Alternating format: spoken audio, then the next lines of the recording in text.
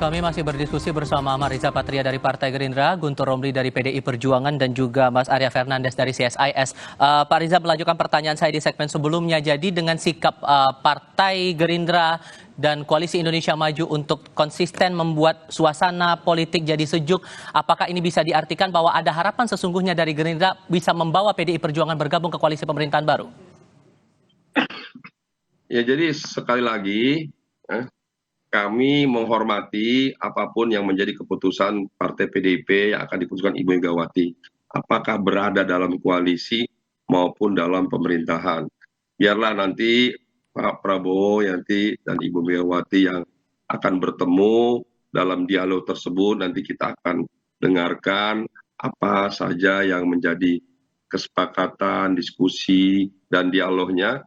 Yang pasti kedua tokoh ini pasti memikirkan kepentingan bangsa dan negara, pasti memikirkan rakyat, dan pasti menjaga supaya pembangunan dapat berjalan dengan baik, lancar, dan dapat terwujud apa yang menjadi harapan dan keinginan seluruh rakyat Indonesia. Jadi sekali lagi, mari kita tunggu saja apapun yang menjadi keputusan. Insya Allah kedua tokoh ini selalu mengedepankan kepentingan bangsa, kepentingan tanah air, kepentingan merah putih, dan agar suasana politik juga semakin baik, semakin kondusif, supaya pemerintahan ke depan dapat melaksanakan pembangunan yang pada akhirnya dapat menjadikan bangsa ini menjadi bangsa yang adil, makmur, dan sejahtera. Oke, Mas Arya, ada beberapa indikasi yang dilihat beberapa pihak juga yang mengindikasikan tampaknya PDIP akan merapat ke pemerintahan Pak Prabowo. Salah satunya masalah revisi Undang-Undang MD3 yang sudah tidak terdengar lagi suaranya, bahkan saat revisi Undang-Undang Kementerian Negara tampaknya kalem-kalem saja, tampak tenang-tenang saja semua menerima revisi itu. Anda merasa itu indikasi yang kuat juga? Saya kira itu indikasi yang potensial untuk menjelaskan itu ya. Dan kalau di politik kita tahu bahwa rumors itu adalah setengah dari kebenaran. Ya. Jadi dan sebagian besar rumor-rumor politik itu sebagian besarnya hampir sesuai dengan apa yang dirumorkan. Gitu. Itu yang pertama. Yang kedua saya ingin sampaikan, apalagi yang dikejar oleh partai koalisi Pak Prabowo di parlemen sudah 82%. Ya, jadi dari 580 hanya kurang 122 kursi. Apalagi yang dikejar. Soal kondusivitas, saya kira sekarang politik kita kondusif, tidak ada instabilitas, tidak ada pemberontakan, tidak ada kekacauan, ya, politik kita stabil. Yang kedua dari sisi PDI Perjuangan juga apa juga yang dikejar ya. PDI Perjuangan sudah 3 kali di kekuasaan, 1 kali di masanya Pak Jokowi dan 2 kali di masanya Pak Jokowi dan 1 kali di masanya Bu Mega. Jadi sudah komplit pemenang partai legislatif. Mungkin akan ada stabilitas karena 100% kekuasaan di tangan eksekutif. Tapi kita bisa bayangkan bagaimana kekuasaan yang super majority itu akan berdampak pada hal-hal lainnya. Misalnya saya kasih contoh, jelas tidak akan ada penyeimbang. Jelas tidak ada kontrol dari parlemen. Jelas kebijakan-kebijakan politik akan mudah ditetapkan tanpa ada suara-suara alternatif. Bukan tidak mungkin pilpres kita nanti akan dilakukan via MPR, bukan tidak mungkin pilkada kita akan kembali ke DPRD, bukan tidak mungkin GBHN akan kembali muncul. Jadi kita bisa bayangkan bagaimana risiko-risiko yang muncul kalau pemerintahan sangat kuat, eksekutifnya sangat kuat. Stabilitas mungkin terjadi, kondusivitas mungkin terjadi. Tapi pertanyaan lainnya adalah, kalau dengan 82% harusnya itu udah super majority. Kalaupun ada voting di DPR, udah pasti menang. Ya kan? Udah pasti menang voting di DPR. Berarti tanda tanyanya adalah kenapa koalisi pemerintahan baru ini ingin menambah kekuatan. Satu, bisa jadi mungkin ada anggota koalisi yang diperkirakan tidak loyal. Sehingga butuh menambah kekuatan baru. Atau bisa jadi ada agenda-agenda lain yang ditujukan untuk misalnya memperkuat dukungan kebijakan-kebijakan politik yang kita belum tahu sampai hari ini. Tapi saya kira ini adalah pilihan sejarah bagi PDI Perjuangan. Apakah ia juga partai-partai lain? Tapi karena PDI Perjuangan belum menentukan sikap, ini adalah saya kira adalah pilihan sejarah bagi PDI Perjuangan. Apakah PDI Perjuangan akan ikut pemerintah atau ikut sebagai kekuatan kontrol bersama masyarakat. Atas komentar atau pandangan dari Mas Arya ini, Mas Guntur gimana meresponnya? Karena kan posisinya sekarang koalisi paling besar adalah dari pemerintahan yang ada saat ini. Kenapa kemudian PDIP masih mempertimbangkan untuk masuk ke pemerintahan yang baru ini?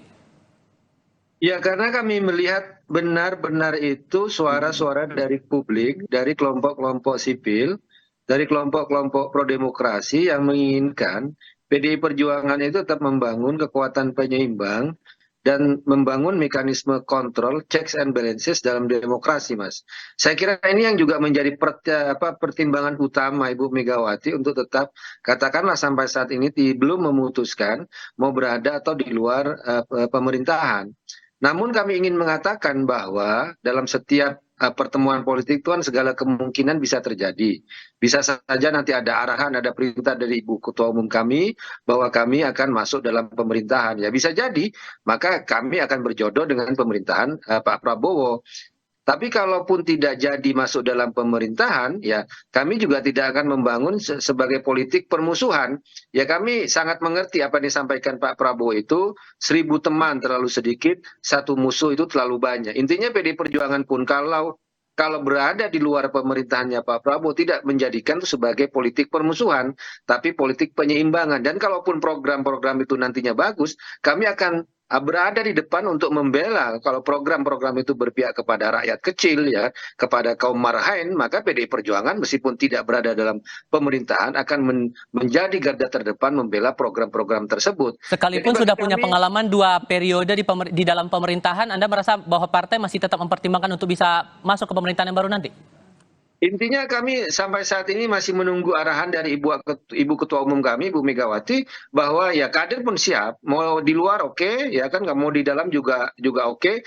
Namun yang kami kan sekarang kan berkaca kepada suara-suara publik, suara-suara kelompok sipil, suara-suara pro demokrasi dan juga hasil Rakernas kelima bulan Mei 2024, bahwa disitulah PDI Perjuangan tetap ingin merawat demokrasi, membangun mekanisme check and balances, kemudian membangun kekuatan penyeimbang, ya, dan juga berkomunikasi dengan pihak-pihak yang benar-benar ingin menjalankan amanat reformasi. Itu kan hasil Rakernas, forum yang juga tertinggi dalam sistem di ADRT kami, ya, setelah Kongres, Mas. Jadi itu yang benar-benar menjadi pegangan kami. Tapi nantinya kalau Ibu Ketua Umum ada perubahan sikap, ya kami ya sami'na wa ta'na, menunggu saja. Saya kasih kesempatan terakhir Pak Riza, singkat saja, karena posisi koalisi Kim ini 82% di parlemen. Kenapa kemudian Gerindra merasa tampaknya masih butuh nih PDI Perjuangan untuk dirayu bergabung ke pemerintahan baru? Apakah ada parpol yang tidak setia di koalisi?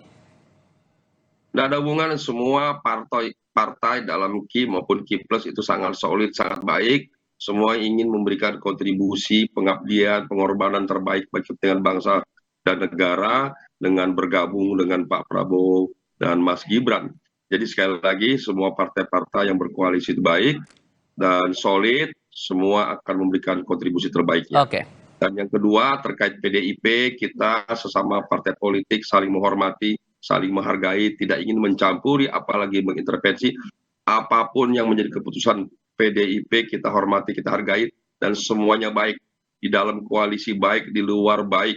Yang penting sama-sama memberikan pengabdian yang terbaik bagi bangsa dan negara. Dinamika ini dalam bisa di luar atau di mana saja, yang penting mari sama-sama kita jaga agar semua proses pembangunan bangsa ke depan bisa berjalan dengan baik. Pada akhirnya yang diminta adalah adil, makmur, dan sejahtera bagi seluruh rakyat Indonesia. Dinamika ini yang masih menarik untuk dicermati. Membanggakan di dunia.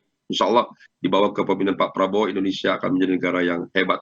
Dinamika ini patut menarik untuk dicermati sebelum pelantikan Prabowo dan Mas Gibran di tanggal 20 Oktober nanti. Pak Riza, Mas Arya, dan Mas Guntur, terima kasih banyak sudah hadir dalam diskusi kami. Sehat selalu semuanya. Selamat sore. Terima kasih. Semuanya pemirsa Kompas TV. Usai jeda di Kompas Petang, Badan Penanggulangan Bencana Daerah Kabupaten Solok memastikan 15 orang meninggal karena tertimbun longsor eks tambang emas di Nagari Sungai Abu, Sumatera Barat.